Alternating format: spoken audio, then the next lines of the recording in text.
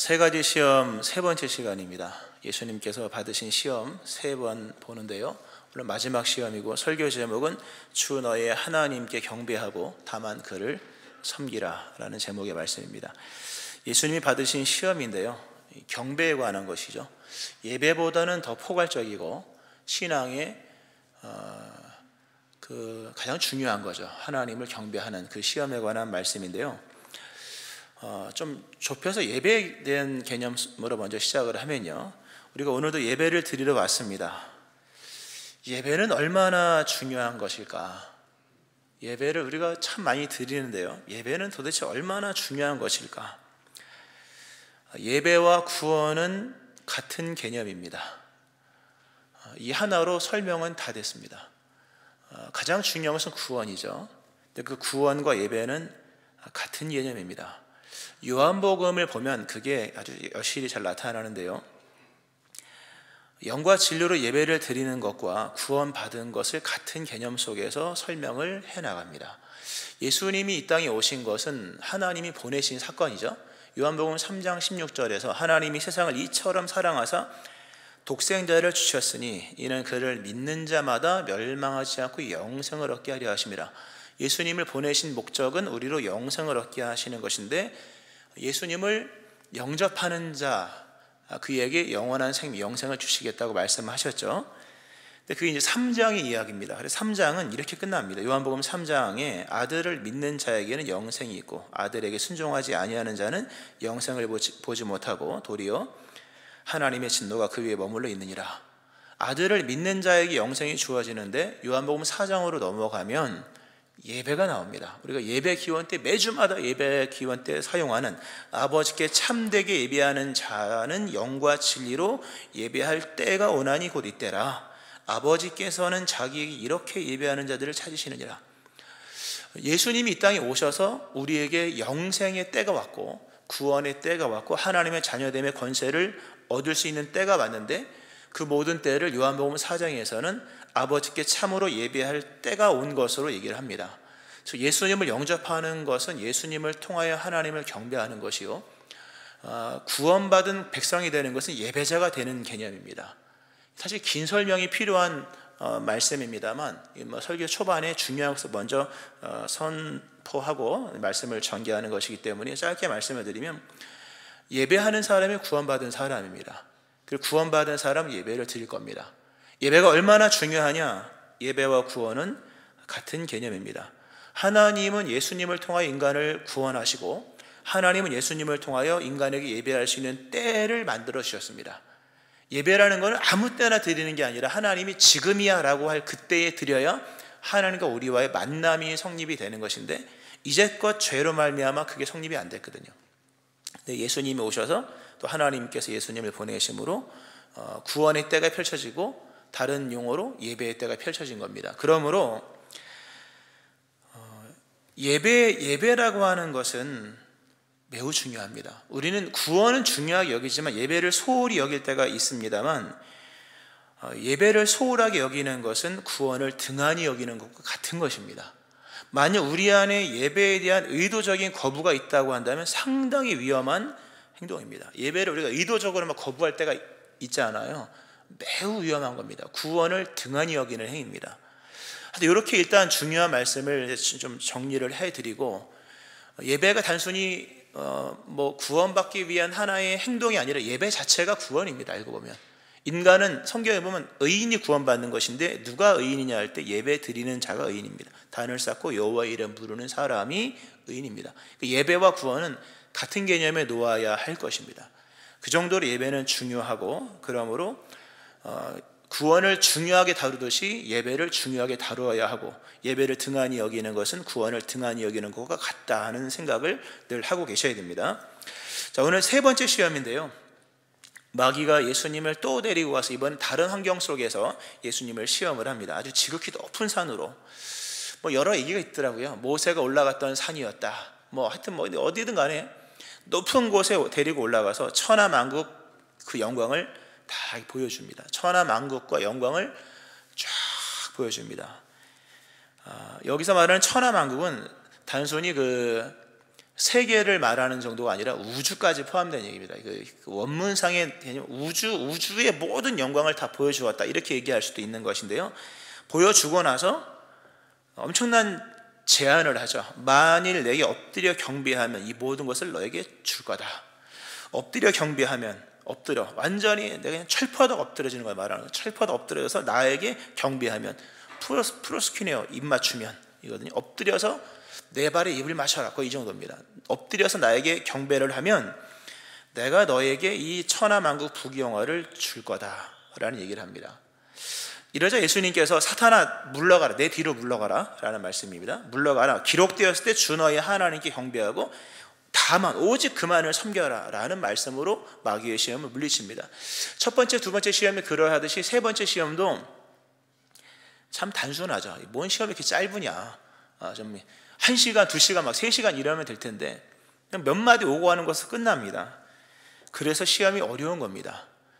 문제가 길면 길수록 읽기는 복잡해도 해설이 많은 거라 쉽지 않아요. 근데 이 본문의 말씀은 참 어려운 시험입니다. 물론 두 번째 시험이 제일 어렵다는 말씀을 드렸습니다만 본문의 시험도 어려운데요, 이 본문의 이 시험을 읽어보면 마치 그 자물쇠가 생각이 납니다. 자물쇠가 연상이 되거든요. 열쇠로만 열 수 있는 자물쇠. 지금은 뭐 자물통 잘 안 가지고 다니죠. 뭐 보기도 힘들더라고요. 예전에 보면 이게 중요한 걸 자물쇠가 있었잖아요. 자물통이라 그랬죠, 옛날에. 자물쇠가 있었고 그 자물쇠는 열쇠로만 열립니다. 지금은 비밀번호로 막 다 열잖아요. 비밀번호 아는 사람들이 많으면 비밀번호만 다 들어가는데 예전에 열쇠를 한 사람만 딱 쥐고 있었죠. 어머니가, 아버지가. 그 열쇠가 아니면 그 자물쇠는 열 수가 없는 거예요. 이 시험도 그런 겁니다. 이 시험은 단 하나의 열쇠로만 풀 수 있는 자물쇠 같은 시험이에요. 그거가 아니면 아무리 애를 쓰고 용을 써도 풀 수 없는 문제라는 거죠. 유일한 답 하나가 전부인 거예요. 그 답을 제외하고는 어떤 것을 들이댄다 할지라도 열리지 않는 자물쇠와 같은 거죠. 오직 단 하나의 비결로서만 승리할 수 있는 시험이에요. 다른 것으로는 이길 수가 없습니다. 온천하 만국 부귀영화를 보여주는데 이게 어찌 쉽겠습니까? 승리의 비결, 단 하나의 승리의 비결, 단 하나의 열쇠, 그게 뭐냐 할 때 하늘 영광입니다. 오늘 우리 성가대 찬양하고 참 맞았어요. 저 생명시냇가에 살겠네, 길이 살겠네. 하늘에 대한 영광, 하늘 소망이 아니고서는 이 시험은 이길 수가 없습니다. 죽었다 깨어나도 못 이깁니다. 온천하 부귀영광을 한 번 본 이상 그것을 부인하는 것은 불가능합니다. 다만 하늘에 속한 영광, 땅에 속한 영광이 아니라 하늘에 속한 영광을 본 사람은 땅에 속한 영광을 무시할 수가 있습니다. 오직 그 하나로서만 이길 수가 있다는 것을 결론적으로 먼저 말씀을 드리고 계속해서 말씀을 이어가도록 하겠습니다. 이 하나의 열쇠, 하늘 영광을 본 자, 하늘의 영광을 입은 자, 하늘 소망에 충만한 사람만이 이 시험을 이길 수 있다, 말씀 먼저 드리고요. 자, 오늘 본문 마귀가 와서 엎드려 경배하면 천하만국 부귀영화를 너에게 주겠다라고 말하는 이 부분에서 과연 시험은 뭐가 시험일까? 물론 엎드려 경배함이 시험이겠습니다만 이 시험은 그렇게 단면적이지 않습니다. 이 시험은 여러 복잡한 시험에 얽히고 설켜 있는 거예요. 굉장히 어려운데요, 어떤 내용이냐 할 때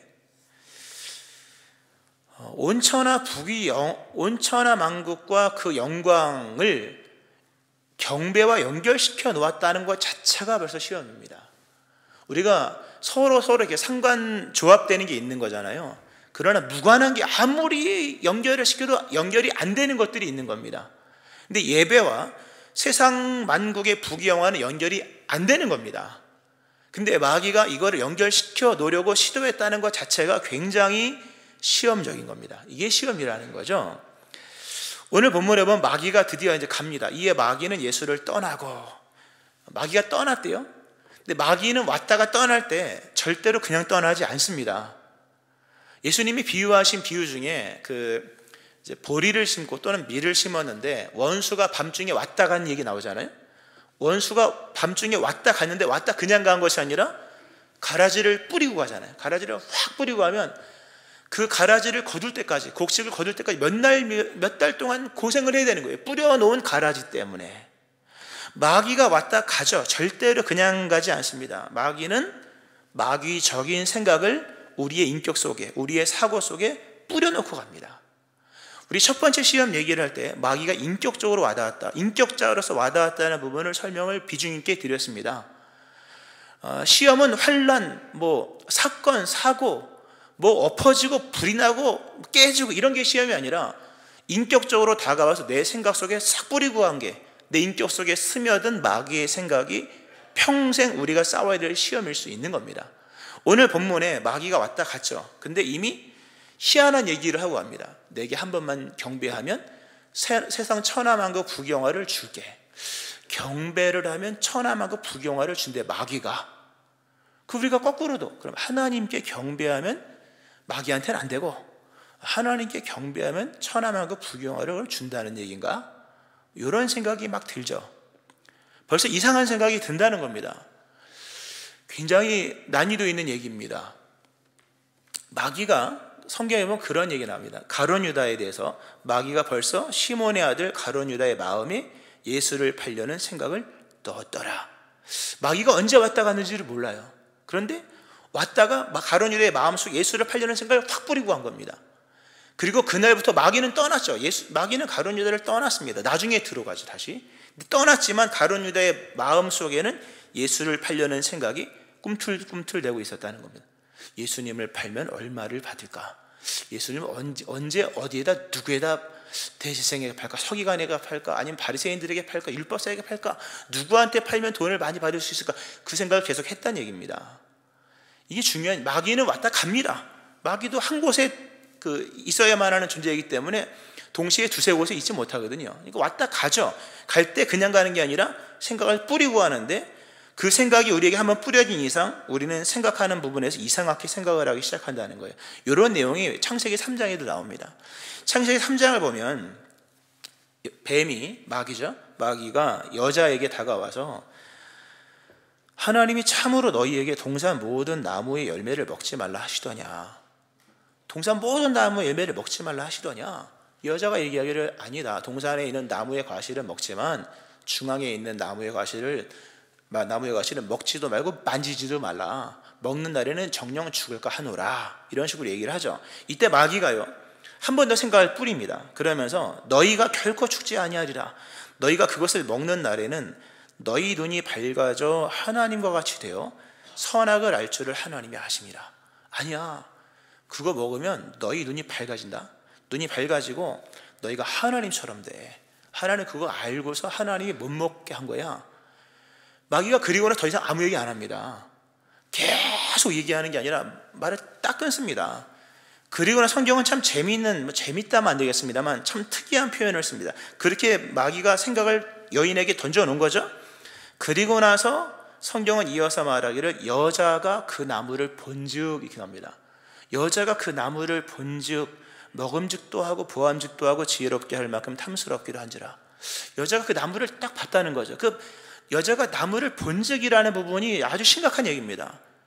나무를 딱 보고 머릿속에서요 생각이 막 돌아가는 겁니다. 하나님의 말씀과 마귀가 말한 얘기 막 돌아가면서 뭐가 맞는 걸까, 뭐가 맞는 걸까, 뭐가 맞는 걸까.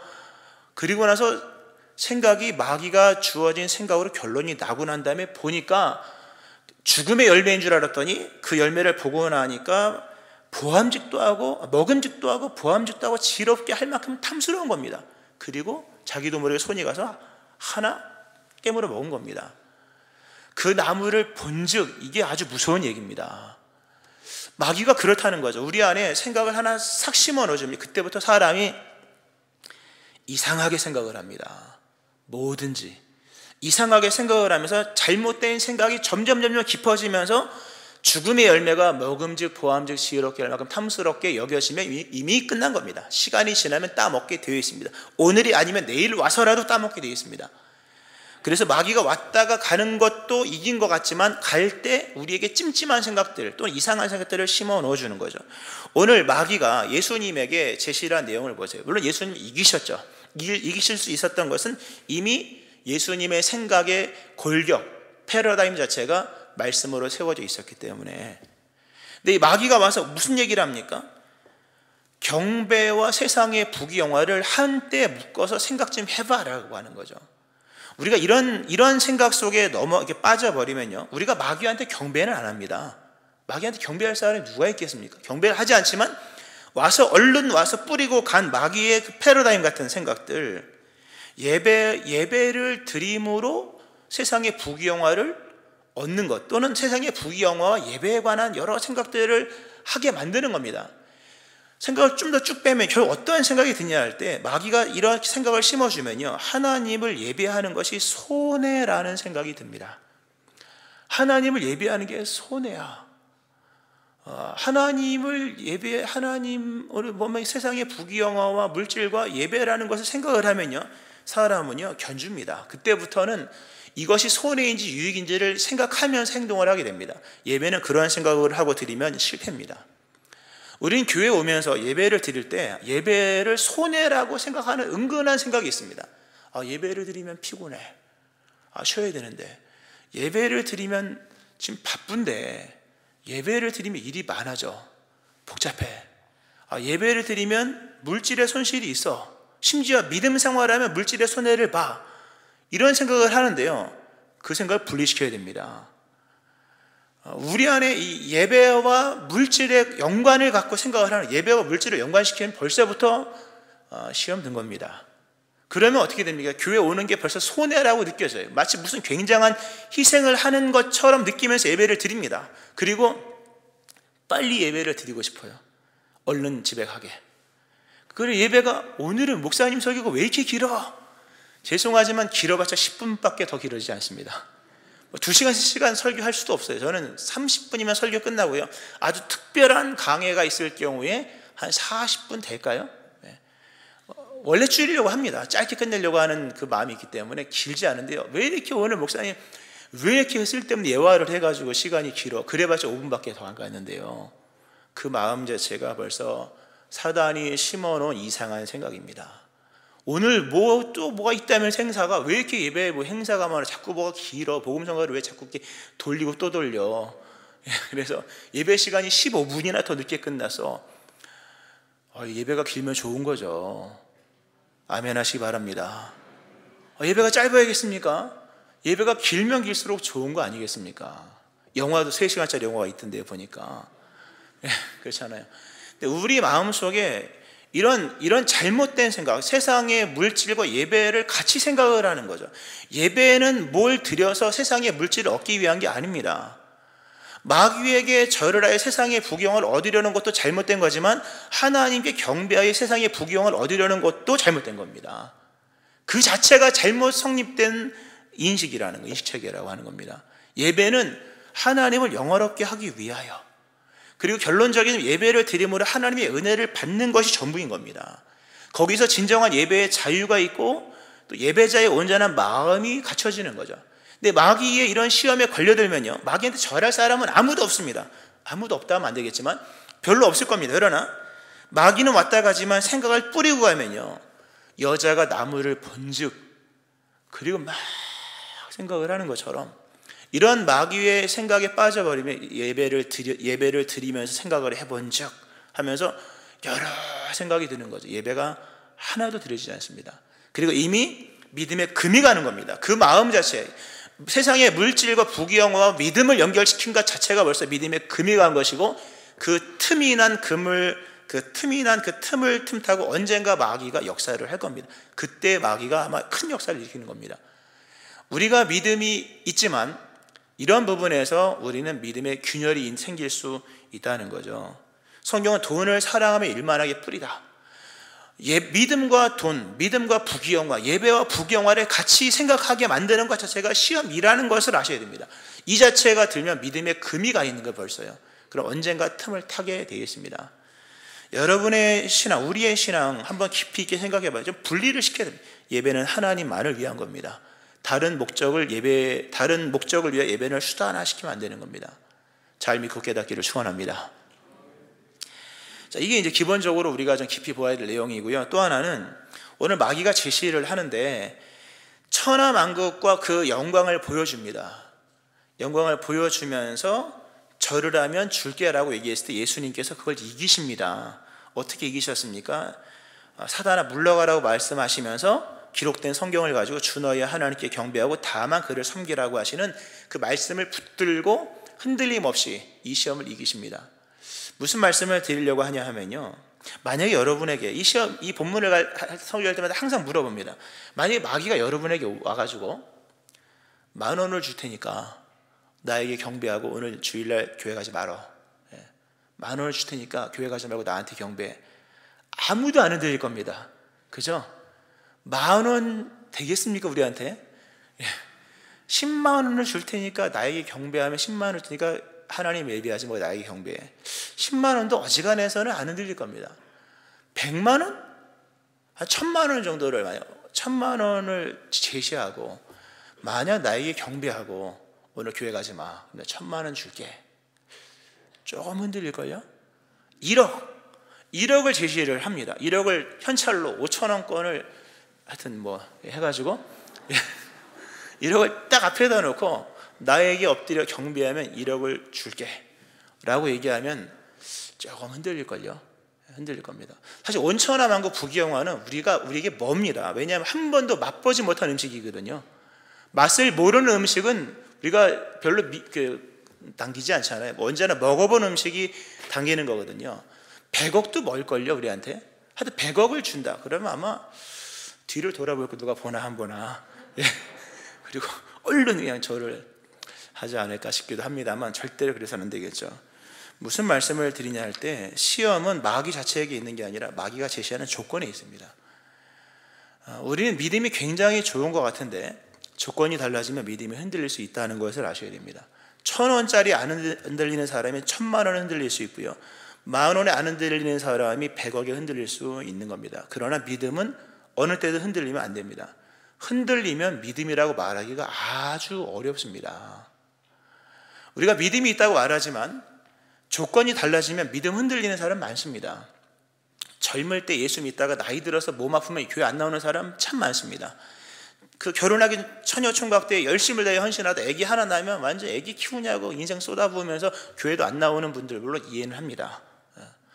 그러니까 믿음이라는 부분이 조건과 환경에 흔들리지 않아야 되잖아요. 오늘 예수님 마귀가 제시한 정말 최대의 조건이죠. 이거 완전히 최대의 조건이죠. 이런 최대의 조건 앞에서 예수님이 흔들리지 않을 수 있었던 것은 열쇠를 가지고 있었기 때문입니다. 어떻게 이기는지를 알았기 때문이에요. 만약에 우리의 믿음이 조건에 그 어떤 그 상관된 모습 속에서 안 흔들리는 것이라면 분명히 여러분에게 또 다른 조건이 제시가 될 겁니다. 오늘 이 본문 오늘 이 시험이 여기서 끝난 이유는 예수님은 조건에 흔들리는 분이 아니구나라는 것이 성립이 됐기 때문에 마귀가 떠나간 겁니다. 만약에 예수님이 조금 흔들렸다면 마귀는 더 많은 조건을 가지고 왔을 겁니다. 시험은 그렇게 해서 안 끝나는 겁니다. 흔들리면요 끝도 없이 조건이 제시가 됩니다. 나이가 들건 아이가 있건 아니면 병약하든 아니면 사업이 바쁘든 안 되간에 흔들리서는 안 됩니다. 오늘은 뭐 배경적인 이야기는 아니고 오늘 본문에 조건 제시지 않습니까? 마귀가 시험을 갖고 오는데 마귀 자체가 아니라 조건이 문제였다는 부분에서 사람들은 조건이 바뀔수록 신앙이 많이 흔들립니다. 신앙이 흔들리는 원인은 그러나 우리가 깊이 생각을 해보면 마귀가 제시한 제시가 컸기 때문에 흔들리는 것이 아니라 목적이 분명하지 않았기 때문입니다. 신앙이 흔들리는 원인은 목적 부재에 있는 것이지 마귀가 제시한 조건에 있는 게 아닙니다. 여러분, 우리가 깊이 있게 생각을 해봐야 됩니다. 흔들리는 사람 많거든요. 100만 원에 안 흔들리지만 1억 제시해 보세요. 현찰로 진짜 다발로 갖다 놓고 제시해 보면요 이거 쉽지 않은 겁니다.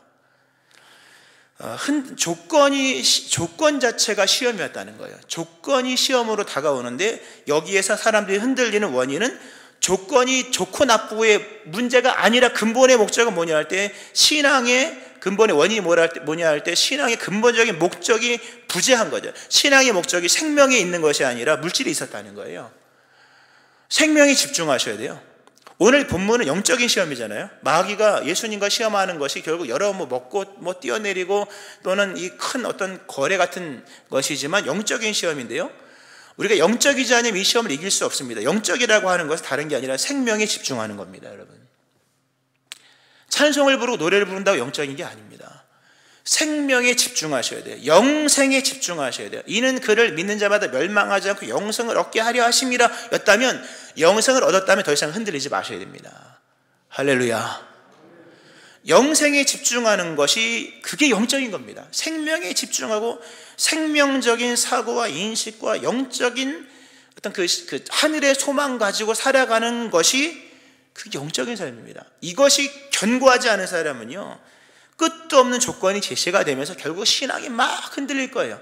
내 신앙이 흔들리는 원인은 물론 인간이기 때문에 부족하니까 예배도 있고 긍휼의 어떤 영역도 있습니다. 그래서 단적으로 단정 지을 수 있는 것은 아니지만, 흔들리는 원인은 알고 보면 마귀가 제시한 조건이 있는 것이 아니라 결론이 안 났기 때문입니다. 믿음의 목적을 분명히 하셔야 됩니다. 신앙의 목적을 분명히 하셔야 돼요. 예배의 목적을 분명히 하셔야 됩니다. 예배와 신앙의 목적을 세상의 물질로 두면요, 다 흔들립니다. 다 1억에 안 흔들릴 사람 100억에 흔들리고, 그리고 오늘 안 흔들릴 사람은 내일 와서 흔들 것이고, 흔들 겁니다. 이 시험은 끝나지 않는 시험. 언제 이 시험이 끝나고 마귀가 물러갑니까? 신앙의 목적을 분명히 하여 생명에 집중할 때, 영생에 집중할 때, 생명적 사고와 신앙 고백적인 삶을 살아갈 때 이 시험은 끝나는 겁니다. 중요한 얘기입니다. 여러분의 신앙의 목적이 어디 있는지를 보셔야 됩니다. 그 신앙의 목적이 주 우리 하나님을 경배하고 하나님을 섬기는 것에 있지 아니하면 마귀는 오늘은 가지만 내일 또 올 겁니다. 다른 조건을 가지고 또 올 겁니다. 오늘 여러분의 인생을 향한 시험이 끝나기를 축원합니다. 특별히 예배에 관한 것, 자꾸 예배에 관한 것을, 오늘 예배 가지 말고 누구를 만나, 오늘 예배를 드리지 말고 가서 이 일을 해, 이거요 평생입니다. 한 번으로 안 끝납니다. 설령 부귀영화를 준다 할지라도, 그런 생각을, 부귀영화를 만약에 내가 온천하 부귀영화를 가졌다면 난 뭘 할까? 뭐 많은 걸 사게, 사람이 돈 있으면 뭘 사잖아요, 자꾸요. 예, 사죠. 뭐 집을 사고, 뭐 우리 집 사고, 아들 집 사고, 딸 집 사고, 뭐 사겠죠. 돈이 또 남아요. 그럼 뭐 할까요? 뭐 주식에 투자, 돈이 또 남아요. 뭐 하고 하여튼 사고 싶은 거 다 사겠죠, 그죠? 리스트 다 채우겠죠. 그리고 나서 뭐 대부분이 향락으로 빠지잖아요, 그죠? 향락으로, 더 나아가 쾌락으로, 타락으로 빠지죠. 돈이 많으면 살 수 있는 게 많아집니다. 돈으로 사람의 마음도 삽니다, 그죠? 심지어. 그러나 돈으로 살 수 없는 것이 있으니 돈으로 생명을 살 수는 없는 겁니다. 이 땅의 온천하 이 땅에 속해 있는 부귀영화로 하늘에 속한 어느 것도 물 한 방울만큼도 살 수가 없는 겁니다. 그래서 땅에 속한 것들은 한계가 있습니다. 천하만국 부귀영화를 아무리 많이 얻는다 할지라도 하늘에 속한 은혜는 은혜로서만 받는 거지 돈으로 살 수 있는 게 아닙니다.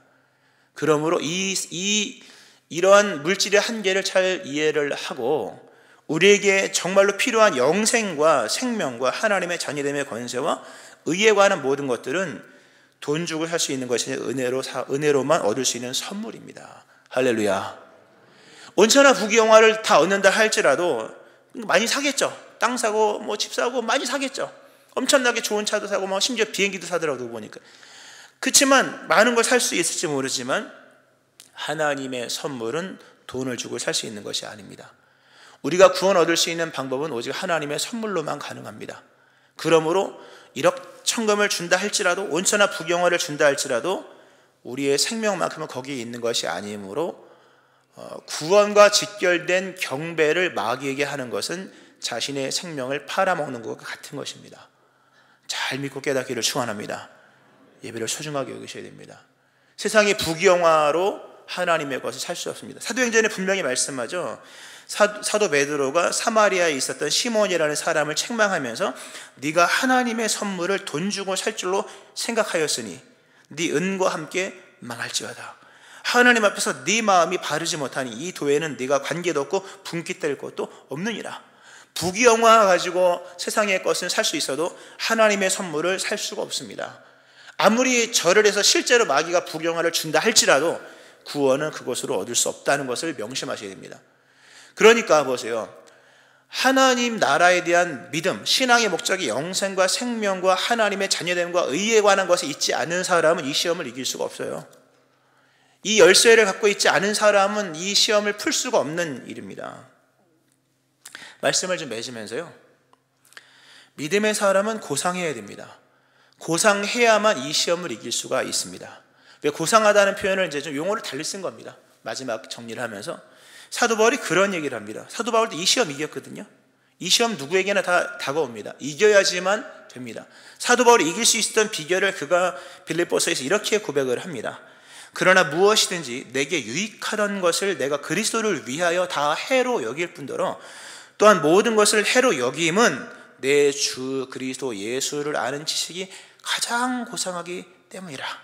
내가 그를 위하여 모든 것을 잃어버리고 배설물로 여김은 그리스도를 얻고 그 안에서 발견되려 함이라. 참 귀한 말씀이죠. 가장 고상한 가치를 아는 사람만이 세상의 모든 것을 배설물로 버리는 겁니다. 아무리 새로운 조건을 가지고 또 와서 제시를 한다 할지라도 가장 고상한 가치를 소유한 사람, 그리스도 예수를 아는 지식이 가장 고상하고 거기에 나의 영원한 생명이 있다는 것을 확실하게 분명하게 신앙의 목적으로 견고히 세워나간 사람은 어떠한 시험이 와도 흔들리지 않습니다. 그러나 그 믿음이 없는 사람은 오늘은 아닐지라도 내일은 또 흔들릴 것이고 오늘 떠나간 마귀가 또다시 와서 제시를 할 것이고 이미 머릿속에서는 여자가 나무를 번쩍 이것처럼 머릿속에 예배는 손해야, 교회를 다니는 것은 손해야. 결국 뭡니까? 하지 말아야 될 결론에 이르게 됩니다. 교회를 안 나옵니다. 예배를 등한히 여기고 와서 은혜를 하나도 못 받습니다. 은혜를 못 받는 것은 소중하게 여기지 않기 때문이고 다른 가치가 그 속에 있기 때문입니다. 벌써 신앙의 두 마음이 생긴 것이요 믿음의 균열이 생긴 것입니다. 아주 위태한 마음입니다. 잘 돌아보셔야 됩니다. 말씀 맺으면서요, 오늘 예수님께서 그런 말씀하십니다. 주 너희 하나님께 경배하고 다만 그를 섬기라. 아주 중대한 말씀입니다. 주 너희 하나님께 경배하라. 신명기적인 말씀으로 그대로 주 나의 하나님이 아니라 주 너의 하나님이다. 너는 하나님의 것이다. 우리가 하나님은 나의 것이라고 생각하는데요, 거꾸로 생각을 할 필요가 있습니다. 나는 하나님의 것입니다. 나는 하나님의 종이고, 오늘 마귀가 본문 속에서 일로 와봐, 너랑 나랑 둘이 얘기하자. 너 나에게 절해, 내가 줄게. 마치 우리의 주권이 나에게 있는 것처럼 얘기를 하는데 예수님은 그걸 깨시는 겁니다. 너의 주권은 너에게 있는 것이 아니라 너의 주권은 하나님께 있는 것이며 너는 하나님을 예배하는 자로서 만들어진 거야.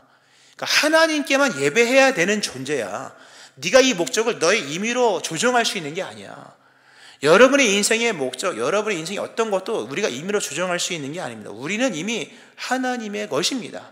하나님께만 경배하도록 만들어진 자이며 하나님만을 섬기는 하나님의 종들인 겁니다. 여기에 맞게 살아가시기를 축원합니다. 말씀 맺습니다. 마귀가 그러죠. 나에게 경배하라.